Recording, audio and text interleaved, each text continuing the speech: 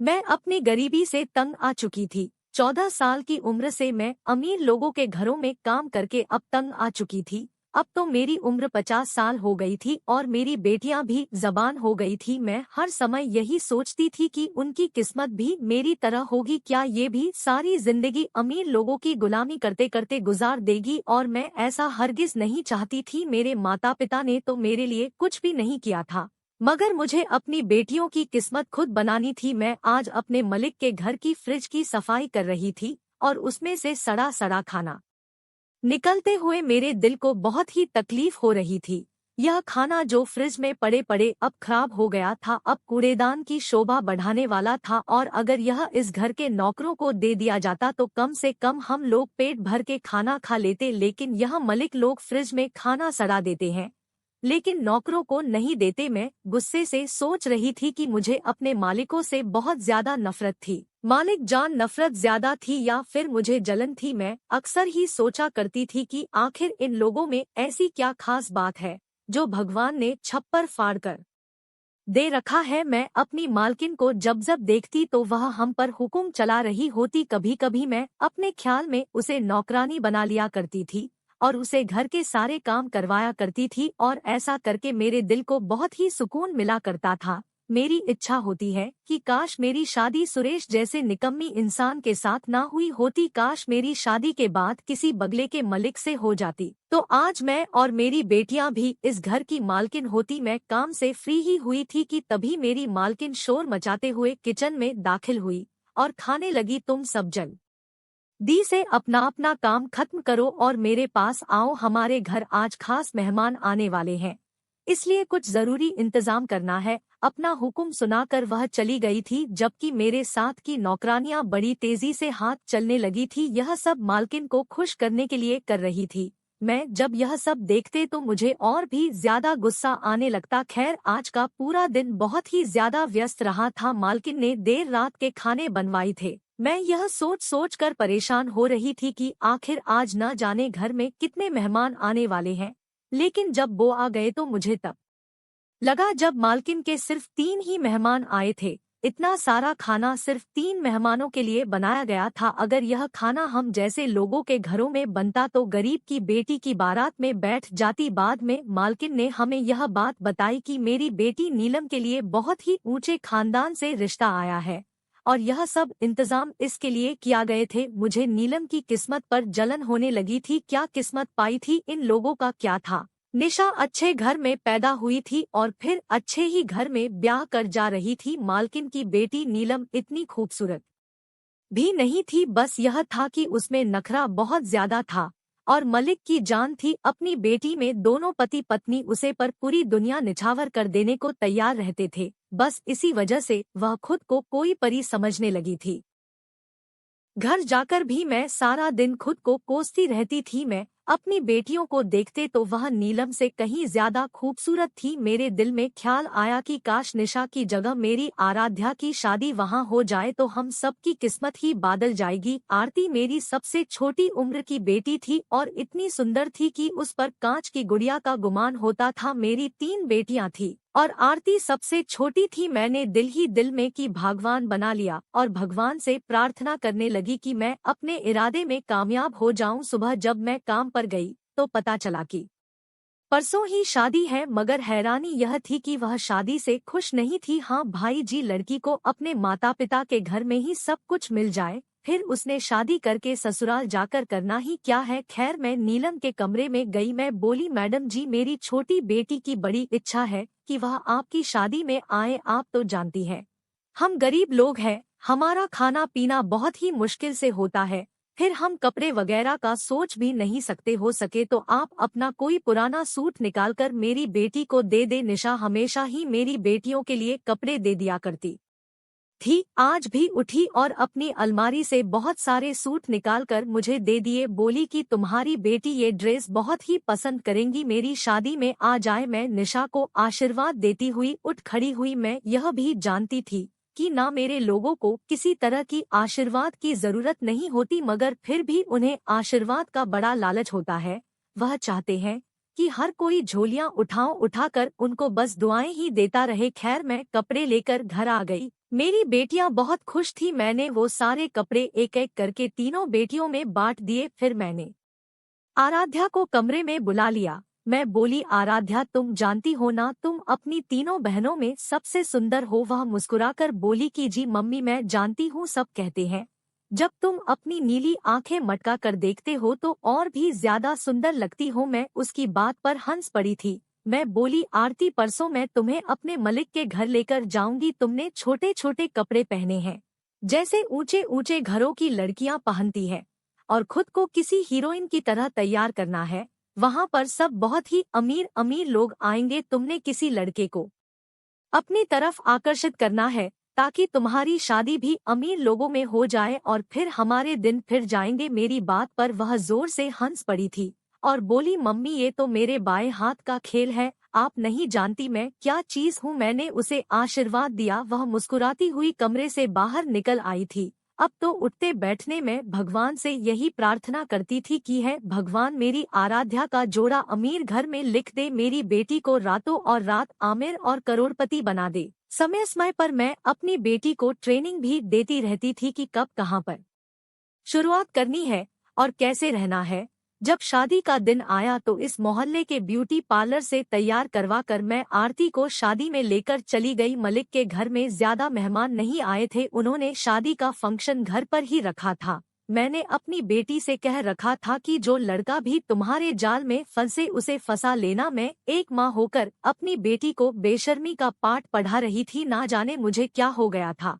मैं पैसे के लालच में इस कादर अंधी हो चुकी थी कि मुझे अच्छा और बुरा कुछ भी समझ नहीं आ रहा था। जब मलिक और मालकिन सामने आए तो मैं आरती से कहने लगी कि मालकिन के पर छूकर आशीर्वाद ले लो, खुशी का मौका है, वह तुम्हें शगुन जरूर देगी। आरती ने बहुत ही तमीज के साथ मालकिन को नमस्ते किया। मालकिन तो मेरी बेटी को एक नजर देखकर आगे बढ़ गई थी, उसने उसकी नमस्ते का जवाब देना भी गवारा नहीं किया था।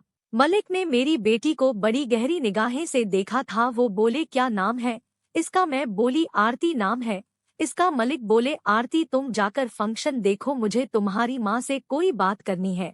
उन्होंने भी मेरी बेटी के हाथ पर 1 रुपया भी नहीं रखा था, जबकि मेरी बेटी बहुत ही फैंसी ड्रेस पहनकर तैयार हुई थी। उसका आधे से ज्यादा शरीर दिखाई दे रहा था। इस समय वो किसी हीरोइन से कम नहीं लग रही थी। आरती ने मुझे इशारा किया और चली गई। मैं भी आगे बढ़ने लगी तो मलिक बोले, मेरी बात सुनो। मैं उनकी तरफ देखने लगी। वो बोले, क्या उम्र है तुम्हारी बेटी की? मैंने उन्हें आरती की उम्र बताई कि आरती भी सिर्फ 16 साल की हुई है।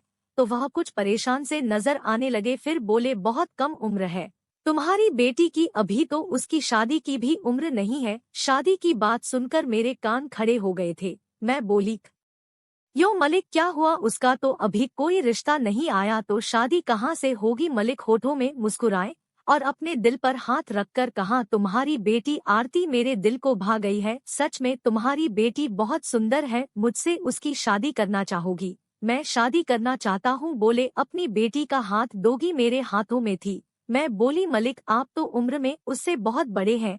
वह मुस्कुरा कर कहने लगे कि हाँ उम्र में बहुत बड़ा हूँ, मगर मेरा दिल तो अभी जबान है। अगर तुम अपनी बेटी की शादी मेरे साथ कर दो तो मैं अपनी आधी संपत्ति और जायदाद तुम्हारी बेटी के नाम लिखने को तैयार हूँ। मलिक के मुंह से यह बात सुनते ही मेरी आंखें चमक उठी थी। मैं बोली, साहब जी आप जैसा कहेंगे वैसा ही होगा। अगर आप कहें तो मैं आज ही अपनी बेटी की शादी आपसे करवा दूंगी। मेरी बात सुनकर मलिक मुस्कुराने लगे। वो बोले, हाँ तुम्हारा ख्याल तो बहुत अच्छा है, ऐसा करो अपनी बेटी को तैयार करो। मैं बोली, मलिक आज तो आपकी बेटी की शादी है, अगर मालकिन को पता चल गया तो वह हंगामा खड़ा कर देगी। मेरी बात सुनकर मलिक का कहने लगे और बोले कि मेरी पत्नी मेरे फैसला पर नहीं तक नहीं करती। मैं सर हिलाकर आगे बढ़ गई। मुझे ना अमीर लोगों की कोई भी बात समझ नहीं आई थी, हालांकि उनके झूठे बर्तन धोते धोते सारी जिंदगी गुजर गई थी। खैर मैंने जल्दी से आरती के पास पहुंची और बोली, इधर आकर मेरी बात सुनो। मैंने आंखों ही आंखों में उसे इशारा किया और वह मेरे साथ चल पड़ी। मैं उसे कोने में ले गई और बोली, हम यहाँ जिस मकसद के लिए आए थे वह पूरा हो चुका है। मेरी बेटी का मुंह खुला का खुला रह गया। कहने लगी, मम्मी मेरे सर पर हाथ रखकर कसम खाओ कि तुम सच कह रही हो। मैं बोली एकदम सच कह रही हूँ। बोलिए मम्मी बताओ कौन सा लड़का मेरे लिए पसंद किया है। मैं बोली आरती तुम मेरे मलिक को बहुत पसंद आ गई हो, वो तुमसे शादी करना चाहते हैं। वह हैरान होकर बोली मम्मी आप चाहते हैं मैं उस बूढ़े से शादी कर लूं? यह तो बहुत ही घाटे का सौदा है, मुझे यह बिल्कुल भी मंजूर नहीं है। मैं बोली अरे पगली मेरी बात समझने की कोशिश करो, अगर तुम्हारी शादी किसी लड़के से होती है तो सारी जायदाद तुम तक आते आते सालों लग जाते हैं। जाहिर सी बात है तभी आती है न जब उसके माता पिता का देहांत हो जाता है, जबकि यहाँ तो तुम सीधे सीधे हर चीज की मालकिन बन जाओगी। मलिक ने पहली ही नजर में तुम्हें पसंद कर लिया है। उन्होंने कहा है कि वह शादी में आंधी से ज्यादा जायदाद तुम्हारे नाम कर देंगे। उनके होते हुए तो अयेश करोगी और जिस दिन वो भगवान को प्यारे हो जाएंगे तब तुम अपनी पसंद के किसी लड़के से शादी कर लेना। मेरी बात सुनकर मेरी बेटी हंस कर कहने लगी मम्मी आपको पता है मैं आपकी सारी औलादे में सबसे ज्यादा प्यारी क्यों हूँ? मैं बोली क्यों? वो कहने लगी क्योंकि मैं पूरी की पूरी आप पर गई हूँ। आप में और मुझमें कोई अंतर नहीं है, हम दोनों की सोच बहुत मिलती है। आरती की बात पर मैं जोर से हंस पड़ी थी। मेरी बेटी शादी के लिए राजी हो गई थी। मैं बोली आरती अमीर होकर हमें भूल मत जाना, हमारा हिस्सा भी हमारे लिए तैयार रखना। वह कहने लगी मम्मी आप इस बात की बिल्कुल भी चिंता मत करें, शादी के दूसरे ही दिन मैं आपको और अपनी बहनों को इस बंगले में बुला लूंगी। अपने घर जाकर बस अपनी पैकिंग शुरू कर दो। हम दोनों माँ बेटी ने सलाम ऐश्वर्या कर लिया था। मैंने अपनी हाँ मलिक तक पहुँच दी थी। उन्होंने झटपट ही पंडित जी की व्यवस्था कर ली। फेरों के समय मलिक ने मुझे मेहमानों के लिए जूस लेने के लिए भेज दिया। इस समय मैं यह काम करके अपनी बेइज्जती महसूस कर रही थी। अब तो मैं मलिक की पत्नी की माँ थी, वह मुझसे काम क्यों करवा रहे थे। खैर मैं जूस लेकर आई तब तक शादी की सारी रस्में हो चुकी थी। मलिक बोले आप लोग अपने घर, जो तुम्हारी बेटी विदा होकर मेरे घर आ गई है, तुम्हारा काम अब खत्म हो गया है। मैं मुस्कुरा कर बोली आपका जी हुकुम। यह कहकर मैं वहाँ से घर आ गई थी, जबकि मेरे होठों पर भरपूर मुस्कुराहट फैल चुकी थी। मलिक ने मुझे क्या समझ रखा है, बेटी की विदाई के बाद मेरा काम खत्म हो गया। मेरा कम तो अभी शुरू हुआ था। अभी तो मैं मलिक की पहले पत्नी को तलाक भी दिलवाऊंगी और उसे बगले पर खुद मालकिन बनकर मैं हुक्म चलाऊंगी। खैर मैं वापस लौटती तो शाम हो चुकी थी। मेरा पति भी काम से वापस आ चुका था। वह मेरी तरफ देखकर बोला आरती कहाँ है? अब मुझे अपनी खुशी के इजहार का मौका मिला था। मैं खुश होकर बोली कि मैं आरती को अपनी मालकिन बना आई हूँ। मेरी बात सुनकर मेरे पति के माथे पर बाल पड़ चुके थे। बोला क्या कहा तुमने, क्या कहा तुमने? मैं कुछ नहीं समझा। मैं हंसी थी और बोली हाँ मैं जानती हूँ तुम एक नंबर के बुद्धू हो, अगर बुद्धू ना होते तो आज तुम कुछ करने के काबिल होते। खैर मैंने कह दिया कि शादी अपने मलिक से करा दी है।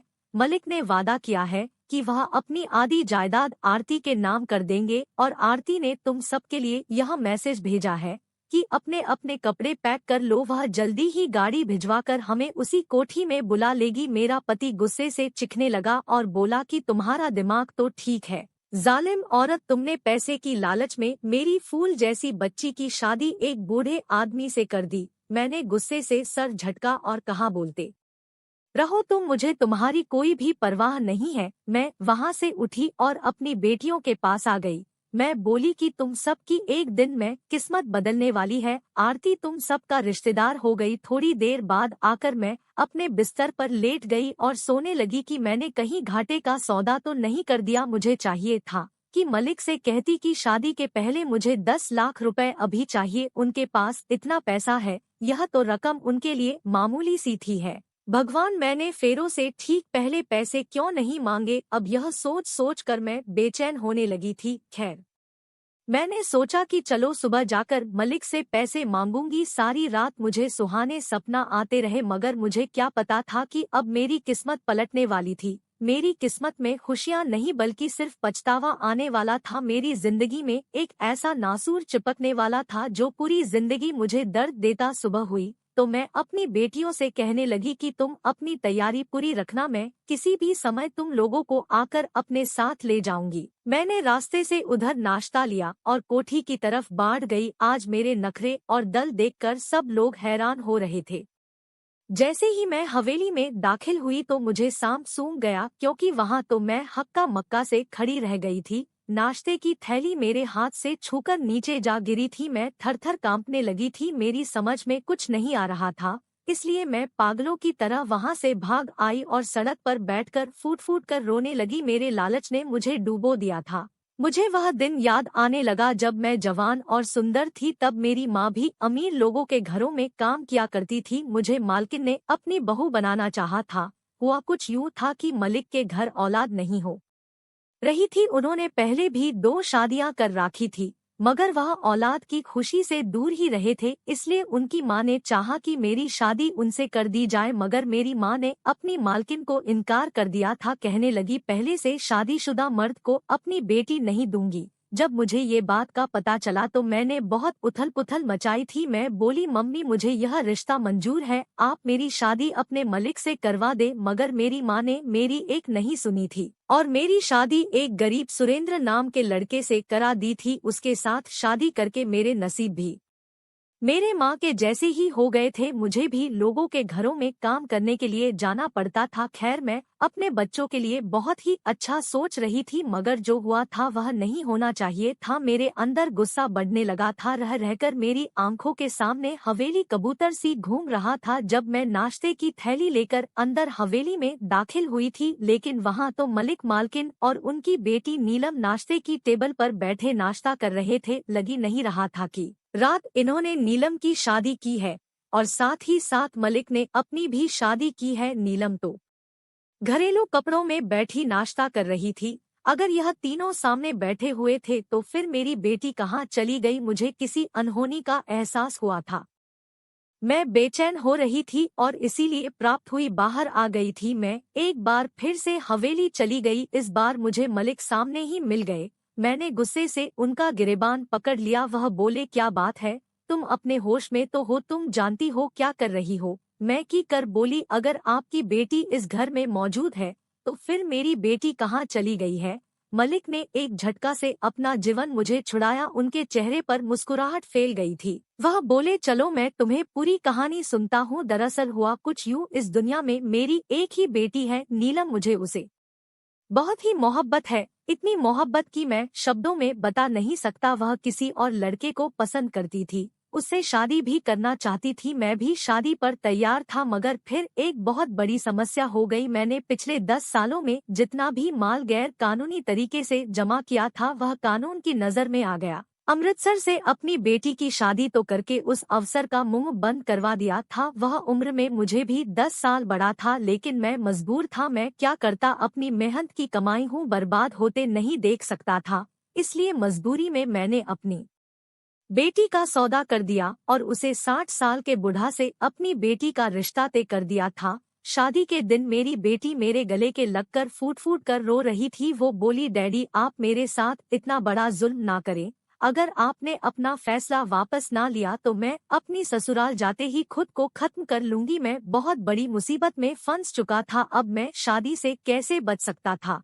मेरे पास और कोई रास्ता भी नहीं था। उसी दिन तुम अपनी बेटी को लेकर हमारे घर आई थी। मैंने तुम्हारी आरती को उस अवसर के सामने पेश किया। आरती मेरी बेटी नीलम से कहीं ज्यादा सुंदर थी अचानक से, और अब उस अफसर का दिल उस पर आ गया। जब मैंने तुम्हारी बेटी का हाथ तुमसे मांगा था तो तुम उम्र के फर्क को भूलकर पैसे के लिए राजी हो गई थी, और मैं तुम्हारी बेटी की शादी से बूढ़े अफसर से कर दी जहां मैं अपनी बेटी की शादी करने वाला था। अब मैं तुम्हें तुम्हारी बेटी का पता ठिकाना तो नहीं बता सकता, हाँ, मगर तुम्हें पैसे जरूर दे सकता हूँ जिसने तुम्हें इस काम के लिए मजबूर किया था। मलिक ने मेरे सामने 50 लाख रुपए का चेक काट कर मुझे थमा दिया। बोले, ये रही तुम्हारी बेटी की कीमत है। मैंने कांपते हाथों से वो चेक थाम लिया था। मैं इन बड़े लोगों के सामने नहीं लड़ सकती थी क्योंकि मैं मजबूर थी। मैं वो पैसे लेकर घर आ गई। मेरी बेटियां कहने लगी, मम्मी इतने सारे पैसे कहाँ से आए हैं? मैं बोली, तुम लोगों के लिए आरती ने भेजे हैं।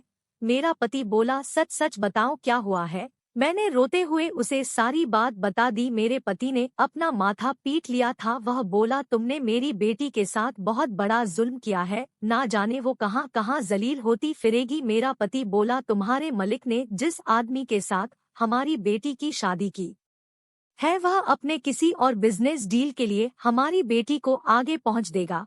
अब उसकी किस्मत में सारी जिंदगी की रुसवाई लिखी है। मैं फूट फूट कर रोने लगी। मैं बोली, तुम्हारे पास कोई रास्ता है क्या? क्या हम अपनी बेटी को वापस ला सकते हैं?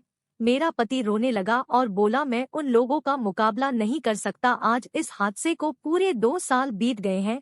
मलिक के दिए हुए 50 लाख से हमारी जिंदगी बदल गई है। मेरी बेटियां बहुत ही ऐश्वर्या आराम की जिंदगी जी रही है, मगर मुझे यह आराम चुभता है। ऐसा लगता है कि जैसे आरती के खून के बदले मिलने वाली रकम है। मुझे यह पैसा जहर लगता है। खुद को माँ कहते हुए शर्म आती है। एक ऐसी माँ जिसने अपनी ही बेटी का सौदा कर डाला था। आज मुझे समझ आता है, मेरी माँ ने मेरी शादी एक अमीर आदमी से करने के बजाय गरीब आदमी से क्योंकि वह मुझे इज्जत की जिंदगी तो दे रहा था। मैं अपनी बाकी बेटियों की शादियाँ अपने जैसे लोगों में करने का सोच रही हूँ। कभी कभी आरती का ध्यान आता है तो दिल खून के आंसू रोता है। पता नहीं मेरी फूल सी नाजुक बच्ची किन परिस्थितियों के बीच में फंसी हुई होगी। भगवान से प्रार्थना करती हूँ कि है भगवान, तू मेरी फूल सी बच्ची को अपने पास बुला ले, क्योंकि वो तो इतनी नाजुक सी है। वो इतनी दरिंदगी सह नहीं पाएगी। इससे अच्छा तो उसे अपने पास बुला ले। तो दोस्तों, उम्मीद करता हूँ आपको यह कहानी अच्छी लगी हो, तो लाइक सब्सक्राइब फॉलो जरूर कर दीजिए। अपना बहुमूल्य समय देने के लिए शुक्रिया।